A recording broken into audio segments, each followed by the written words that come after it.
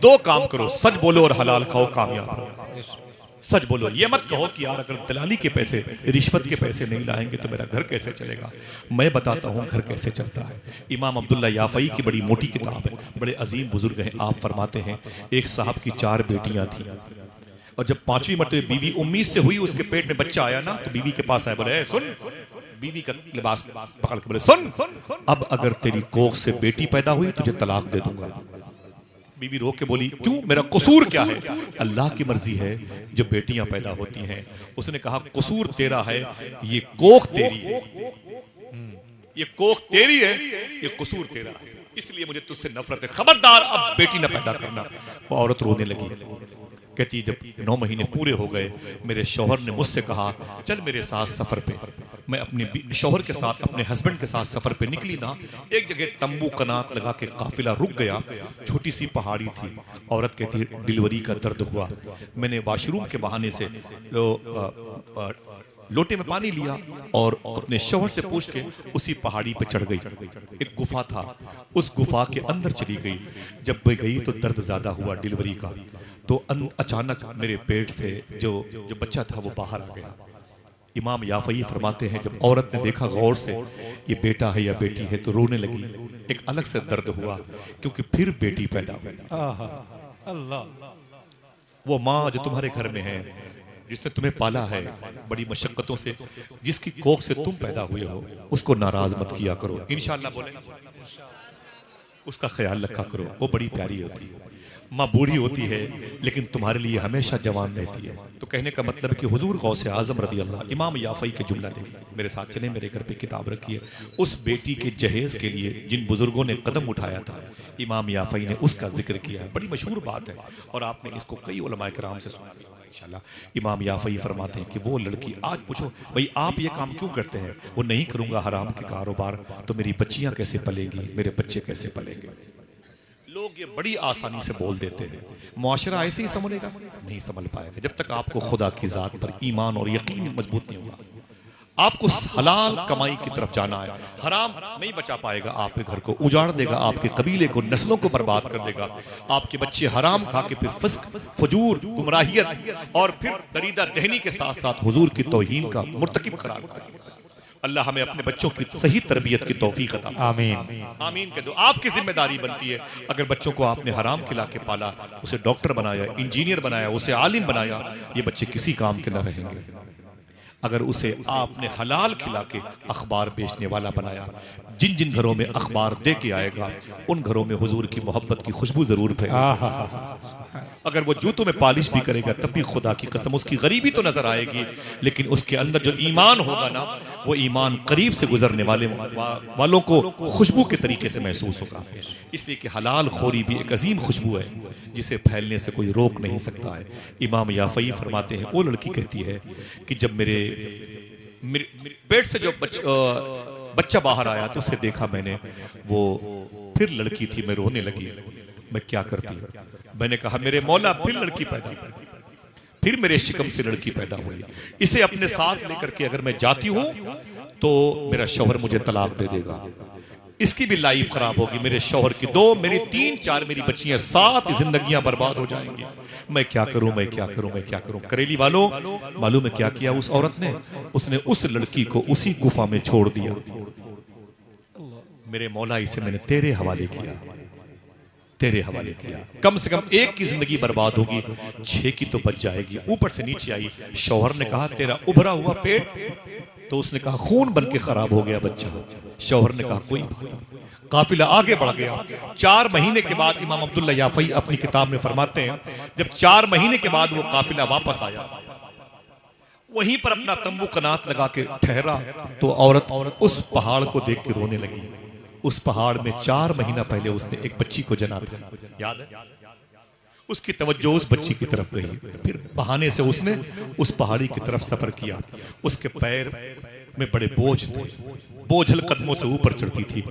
देखो मेरी बच्ची कहाँ तड़पी है, देखो मेरी बच्ची की एड़ियों के निशान कहाँ है, देखो मेरी बच्ची पर जिस जानवर ने हमला किया था उसके खून के छींटे दीवारों पे लगे हुए, मेरी बच्ची के जिस्म की सख्त हड्डियां शायद बची हुई। वो औरत रोती हुई ऊपर जा रही है। लेकिन करेली वालों, ये जहन से निकाल देना, अगर हम हराम नहीं खाएंगे तो हमारा कारोबार कैसे चलेगा। खुदा की कसम, आपकी बड़ी जिम्मेदारी है। मौलाना अख्तर रजा साहब की हलाल की दौलत है कि अपने घर को अल्लाह के नबी की एक मुबारक दरसगाह में तब्दील कर दिया। समझ रहे? जैसे वो औरत ऊपर गई, वो कहती जैसे मैं गई गुफा में झांक के देखूं, मेरी बच्ची की खून के छींटों की तस्वीरें होंगी, मेरी बच्ची की जिस्म की सख्त हड्डियां पड़ी होंगी, या मेरी बच्ची के पैरों के रगड़ के निशान होंगे। औरत कहती है मैं चीख पड़ी, मैंने क्या देखा। देखना कहां कहां तक सुभान अल्लाह की आवाज देने वाले लोग मौजूद हैं। औरत कहती है मैंने देखा तो एक हिरनी उस गुफा में लेटी हुई थी और मेरी 4 महीने की बच्ची हिरनी का दूध पी रही थी। सुभान। अगर यकीन पड़े तो जरा हाथ उठा के बोल दे सुभान अल्लाह, मोहब्बत से बोले अल्लाह अकबर। हिरनी लेटी हुई थी और मेरी 4 महीने की बच्ची उस हिरनी का दूध पी रही थी। वो गुड़िया जैसी मेरी बच्ची है जिसके जिस्म पे लिबास नहीं थे, लेकिन गर्दो गुबार का लिबास मुस्कुराता हुआ नजर आ रहा था। मेरी बेटी बहुत ही बेतवज्जोही के साथ बेनियाज होकर के हिरनी का दूध पी रही थी, जिंदा थी। मैं चीख पड़ी और तड़पते हुए नीचे, कूदते हुए, भागते हुए नीचे आई। पूरा काफिला जमा हो गया, भाई क्या बात है, क्या बात है, क्या बात है। मैंने अपने शौहर से कहा 4 महीना पहले इस गुफा में मैंने एक बच्ची को जना था, 4 महीना पहले जना था। मैंने तुमसे कहा था खून बन के बच्चा खराब हो गया है, चल के देखो अंदर की हालत क्या है। पूरा काफिला दौड़ता हुआ ऊपर गया। जब दौड़ता हुआ पूरा काफिला ऊपर गया ना, तो मालूम है क्या देखा कि वही लड़की हिरनी का दूध पी रही है। काफिले वाले चीख पड़े, लड़की का बाप चीख पड़ा, अरे मेरे मौला अजीब तेरी शान है, लड़की अब तक जिंदा है। तो खुदा की बारगाह से आवाज आई, अरे मेरे बंदो सुनो, अगर मैं पैदा करना जानता हूं तो खिलाना पिलाना भी जानता हूं। जिंदाबाद। तुम क्या अपने बच्चों को पाल लोगे यार? हराम की कमाई से कोई घर चलता है? नहीं चलता मेरे भाई। मुसलमान वो भी ऐसा जिसे दुरूद पढ़ने के लिए पैदा किया गया, जिसे पड़ोसियों के लिए रहमत बना के पैदा किया गया, जिसके होने से शहर में रहमतें नाजिल होती हैं। वो मुसलमान आवारा कैसे हो गया? अफसोस की बात है, खुदा की कसम। दिल को दर्द होता है, रातों को नींद नहीं आती है। समझ रहे हैं आप? हुजूर गौसे आजम ने फरमाया था, मैं दुनिया को ऐसे ही देखता हूं जैसे हथेली पे राई का दाना।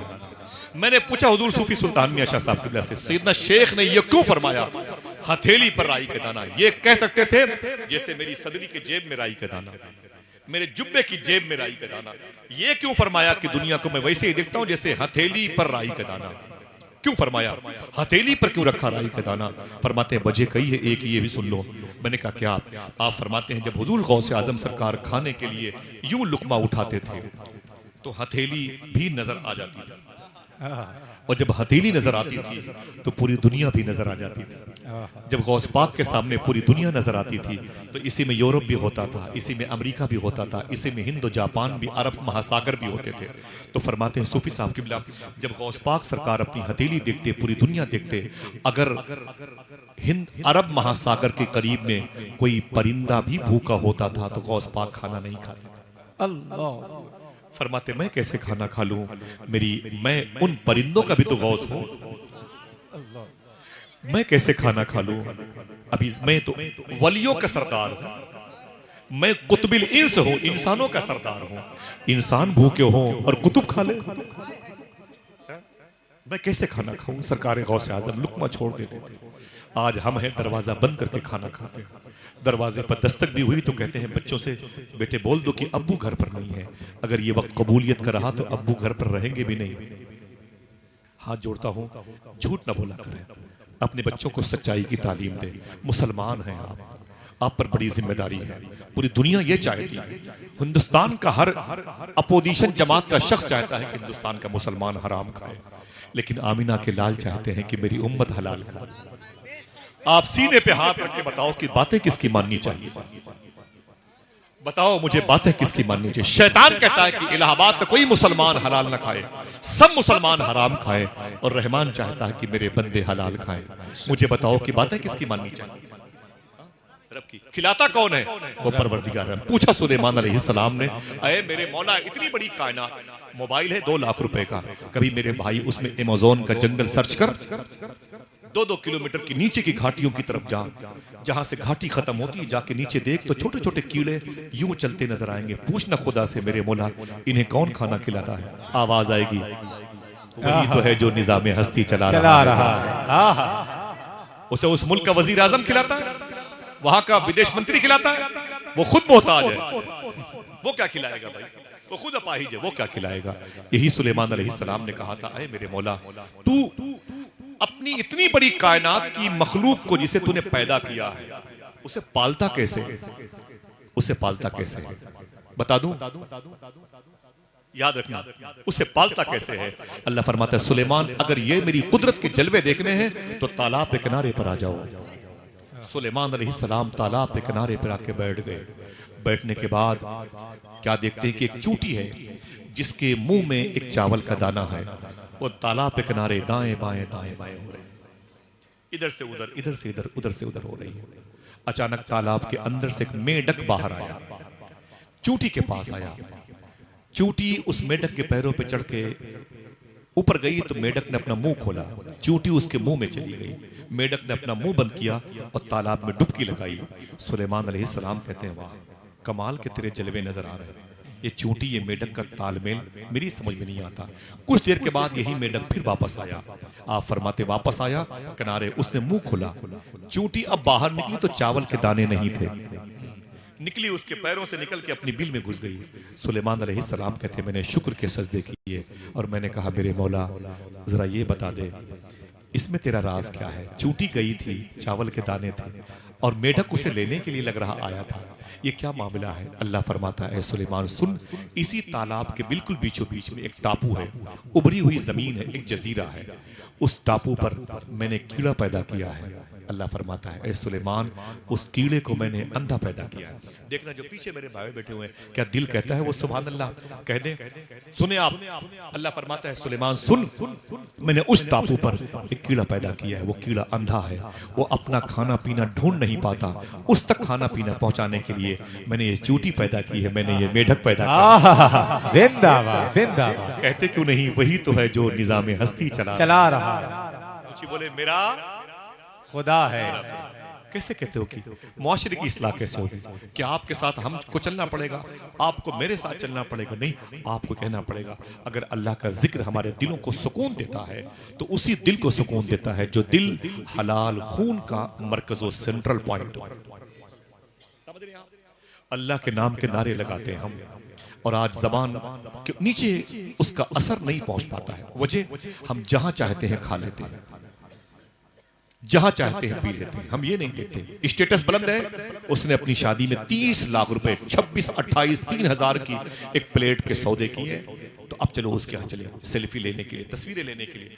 मेरे भाई ये हलाल खोरी से दूरी नुकसानदेह साबित हो रही है। परवरदिगार आलम हमें सच बोलने और हलाल खाने की तौफीक अता फरमाए। आमीन कह दो, आमीन। ऊंची बोलो, ऊंची बोलो, आमीन। सरकार गौसे आजम की जात कितनी बुलंद है, कितनी कमाल की है। 1.25 लाख गौसे आजम सरकार के मदरसे से तलबा कराम फारिग हुए थे। 1.25 लाख जानी, चोर, उचक्कों, कातिलों को गौसे आजम सरकार ने सच्ची तौबा की तौफीक दिलवाई है।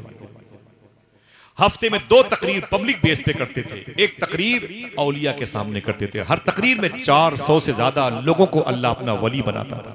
सुभान अल्लाह। ऐसे ही बनाता था। अंदाज क्या था?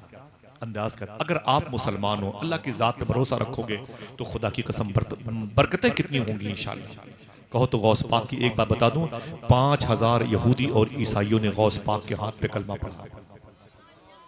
बता दूं, थक गए? थक गए? खत्म कर दूं गुफ्तगू। शोरा किराम की मुबारक नाते होंगे इंशाअल्लाह। जरा मोहब्बत से कह दो सुभान अल्लाह। सुनेंगे आप? सुन ले, ज्यादा परेशान नहीं करूंगा। और अल्लाह अख्तर साहब बैठे हुए हैं और मेरे मोहसिनीन की जमात है। खुदा की कसम पूरी उम्र हो गई, कभी इन लोगों ने ये नहीं बताया कि मेरे वालिद का नाम क्या है, मेरे भाई का नाम क्या है। जब भी गोया हुए, जब भी बोले तो हुजूर की बात बोले, जब भी की बातें तो मदीने वाले की। ये कितना बड़ा इनाम है। हुजूर गौसे आजम सरकार वलियों के सरदार, अजमत औलिया के टॉपिक पर आप कुछ सुनना चाहते हैं, बातें बस ज़्यादा देर तक नहीं करूँगा, लेकिन बहुत देर से बैठा हुआ मैं। उस वक्त आ गया नफीस भाई को लेकर के, जब यहाँ पर सिर्फ नफीस भाई थे। समझ रहे हैं आप? ये मेरी मजबूरी है, ये मेरी बीमारी है मेरी, कि मैं इशा की नमाज के बाद जल्दी ही मिंबर पे पहुँच जाता हूँ। अगर कोई नहीं रहता है तो मुझे और खुशी होती है। चलो कम से कम अब मैं चीखूंगा, चिल्लाऊंगा, कोई ना कोई मेरी बातों को सुन के तो आ जाएगा और मैं अपने मकसद में कामयाब हो जाता हूँ। अल्लाह का लाख लाख शुक्र है, मुझे कोई दिक्कत नहीं होती है। खुदा की कसम सैयदना शेख अब्दुल हक मोहद्दिस से दिल्ली फरमाते हैं, गौस पाक ने फरमाया मैं अपनी तकरीर करता था तो 3-3 लोग मेरी तकरीर को सुना करते थे। सुभान अल्लाह। 3-3 लोग मेरी गुफ्तगू को सुना करते थे। आज अल्लाह का शुक्र फरमाते हैं सैयदना शेख के मेरी गुफ्तगू सुनने के लिए 70-70 हज़ार का मजमा होता है। गौस पाक फरमाते हैं बाबू शेख में, उधर मुझे जाना नहीं है। हुजूर गौस आजम सरकार ने 5000 यहूदियों को कलमा पढ़ाया। बोले सुभान अल्लाह। कितने? 5000। हाथों को उठा के बोले कितने? यकीन तो पड़ता होगा लेकिन आसान है। हम तो 5 आदमी को मिसवाक करने का तरीका ना बता पाए। हम अगर नमाज पढ़ते थे तो किसी दूसरे को नमाजी ना बना पाए।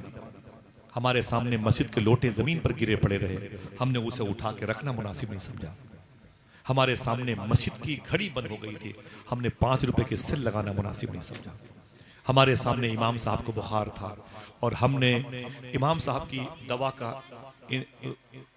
इमाम साहब की दवा का इंतजाम न किया। समझ रहे हैं आप? हमें ये चीजें नजर नहीं आती हैं। अगर बाथरूम की टाइल्स टूट जाती है हम उसे इटली से मंगाते हैं। वाश बेसन खराब हो गया उसे जर्मनी से मंगाना चाहते हैं। समझ रहे हैं आप? आज हमारा दिल नेकियों की तरफ माइल नहीं होता है। बेस क्या है? बेस यही है कि हमको जहां खाना चाहिए वहां खाते नहीं। हम खाने पीने में बड़े बदपरहेज हो गए। हम अपने बच्चों को भी हलाल खिलाने की तरफ माइल नहीं होते। हम क्या तबलीग करेंगे? अपना पूरा सिस्टम बिगाड़ करके रखा है। हुजूर गौसे आजम सरकार अपने सारे पैसे तो हम बचा के रखते हैं। गौस पाक क्या करते थे? आपकी बारगाह है, 1 किलोमीटर के फासले पर एक नहर है जिसे नहरे दजला कहते हैं। नहरे दजला कहते हैं। इस नहर में गौस पाक ने गुस्ल फरमाया। इस नहर की मछलियां उछल उछल के गौस पाक के कदम का बोसा देती थी। सुभान अल्लाह, सुभान अल्लाह। किताब पढ़े आप? मैं अक्सर इस नहर से को देखता हूं तो मेरे दिल से खुशियों के आंसू निकलते हैं। इस नहर के पानी से गौस पाक ने वजू किया। मेरे इन भाइयों को उस पाकीज़ा नहर से की ज़ियारत की तौफीक अता फरमाए। मेरे लिए वो लायक ज़ियारत है। एक गरीब शख्स है जो रात के शाम के वक्त नहरे दजला के करीब खड़ा है, उसको मल्लाह से बात करने की तौफीक हुई। उसने मल्लाह से कहा मुझे उस पार जाना है। मल्लाह ने कहा कि उस पार ले चलूंगा इस कश्ती पे बिठा के, लेकिन पैसे कितने देंगे? बोल। उसने कहा बाबा मेरे पास पैसे नहीं है। मल्लाह ने कहा कश्ती तेरे बाप की है, चल बाहर निकल चल। डांट के उसने भगा दिया। वो गरीब रोने लगा। किसी ने कहा यार रोते क्यों हो? तो उसने कहा रोता इसलिए हूं कि मेरे पास पैसे नहीं है, मेरे बच्चे उधर इंतजार कर रहे हैं और शाम हो गई है और ये मल्लाह मुझसे पैसे मांगता है, कहां से लाऊं पैसे? उसने कहा अजीब इंसान हो, शेख अब्दुल कादिर के शहर में पैसों के लिए रोते हो? अल्लाह। कितने लोग भूखे सो जाते हैं, हमें एहसास तक नहीं होता। कभी हमारी माँ इसी इलाहाबाद की बड़ी बड़ी हॉस्पिटल में बीमार 15-15 दिन तक पड़ी रहती है। कोई तो है जो तुमसे कहे आकर के 200 रुपए के पार्ले बिस्कुट ले लो, कम से कम 10-10 रुपए वाला 20 मिलेगा, एक पॉलिथीन में लेकर के इसी इलाहाबाद स्टेशन के करीब चले जाओ, हिम्मतगंज शरीफ चले जाओ, कहीं भी किसी गैर मुस्लिम के मोहल्ले में चले जाओ, जो तुम्हें दरवाजे पर भूखा लेटा हुआ इंसान नजर आए, एक पार्ले बिस्किट ही दे दो, खाता वो रहेगा, शिफा तुम्हारी माँ को मिलती रहेगी। सुभान अल्लाह। कैसे बताऊं? सूफी साहब फरमाते हैं गर्मी के दिनों में तुम 200 रुपए के पेप्सी, स्प्राइट, थम्स अप, माजा, फ्रूटी लेकर के चौराहे पर खड़े हो जाओ। कोई हिंदू हो या मुसलमान, रिक्शा चलाने वाला हो, एक फ्रूटी उसे दे दो, वो दुआ नहीं करेगा, दुआ निकलती रहेगी। समझ रहे हैं? दुआ निकलती रहेगी। फरमाते हैं चाय पीने के लिए जाओ तो किसी को पिला के पियोगे तो चाय ज्यादा जायकेदार मालूम होगी। दिखा के पियोगे तो बीमार पड़ जाओगे। समझे? 2 रुपए का बिस्किट लेकर के उसे 3 टुकड़े करके उसी चाय वाले की दुकान के पीछे जो पेड़ है उसके नीचे डाल दोगे, 10-20 चूटियों का पेट भर जाएगा। वो चूटियां जो असर की नमाज के बाद मदीने वाले पर दुरूद पढ़ती हैं, उस दिन उनके दुरूद में तुम भी शामिल हो जाओ। कुछ जिम्मेदारियां समझते कि नहीं समझते? ये बताएं कि आपको जो दौलतें मिली हैं, सही बताएं कि इसके हकदार आप और हम थे? नहीं थे। आपको एक जोड़े कपड़े में काम चल सकता था, 2 में 3 में। आपके पास कितने कपड़े हैं? मेरे पास कितने कपड़े? हम और आप बोले कम से कम 20-25 जोड़े कपड़े हैं। क्यों इतने कपड़े मिले? इतने पैसे क्यों मिले हमारे पास? इसलिए मिले कि जिसके पास ना हो उसे पहुंचा दे। एक जोड़े कपड़े की कीमत, जाओ सूटर शॉल खरीदने जाओ ना, एक मौजा ही किसी गरीब के नाम से खरीद लेना, इंशाअल्लाह। बोलो उसका मजहब मत देखना, उसका धर्म मत, बस सिर्फ ये देखो उसने हुजूर की तौहीद तो नहीं की है। यही काम गरीब नवाज ने किया है। तब 90 लाख लोगों को कलमा पढ़ाया। बेशक सुभान अल्लाह। क्या गरीब नवाज की शान थी, समझे। कुरान लेके आए थे। क्या लेके आए थे? जोर से बोल सकते हैं? कुरान। ऊंचे बोले, क्या लेके आए थे? कुरान। AK-47 राइफल लेके आए थे? नहीं, एक कुरान लेके आए थे। गरीब नवाज के दरबार की करामत बता दूं आपसे, जिस वक्त अजमेर में चले जाओ, एक कुरान वो लेके आए थे। जिस वक्त आप अजमेर में चले जाओ, कोई ना कोई आपको कुरान पढ़ता हुआ नजर आएगा। सुभान अल्लाह, सुभान अल्लाह। ये बड़ी करामत है। बेशक खुदा की कसम, आंधियां आए कि तूफान आए, गरीब नवाज के दरबार में कुरान पढ़ना बंद नहीं होगा। सुभान अल्लाह। तुम नहीं पढ़ोगे, हम नहीं पढ़ेंगे, तो आपके करीब में बैठ के हमारी माँ बहनें कुरान पढ़ती हुई नजर बेशक आएंगी। सुभान अल्लाह। बूढ़े लोग नहीं पढ़ेंगे, शॉपिंग इधर उधर घूमते रहेंगे होटलों में बैठ करके, तो बूढ़ी माएं कुरान के पारे उठा के ख्वाजा साहब के गुम्बद को देखती है, कुरान को देखती है। सुभान अल्लाह। हम तो फख्र से कहते हैं दुनिया वालों के सामने, युगोस्लाविया वालों के सामने, चेचेनिया वालों के सामने, लंदनों, बरतानिया, अमेरिका के सामने, सुनो, हम वो खुशकिस्मत लोग हैं जिनके दादा को कलमा पढ़ाया है गरीब नवाज ने। सुभान अल्लाह, सुभान ये अल्लाह। बहुत बड़ी बात है कि हम गरीब नवाज के हाथ में कलमा पढ़ लेना। सुभान अल्लाह। मेरे लिए अलग से इनाम है हमारे। बेशक सुभान अल्लाह, सुभान अल्लाह। नारे तकबीर, नारे रिसालत, अज़मते औलिया कॉन्फ्रेंस, फैजाने हुजूर गौसे आजम, ख्वाजा का हिंदुस्तान। सुभान अल्लाह, सुभान अल्लाह। जज़ाक अल्लाह। बच्चों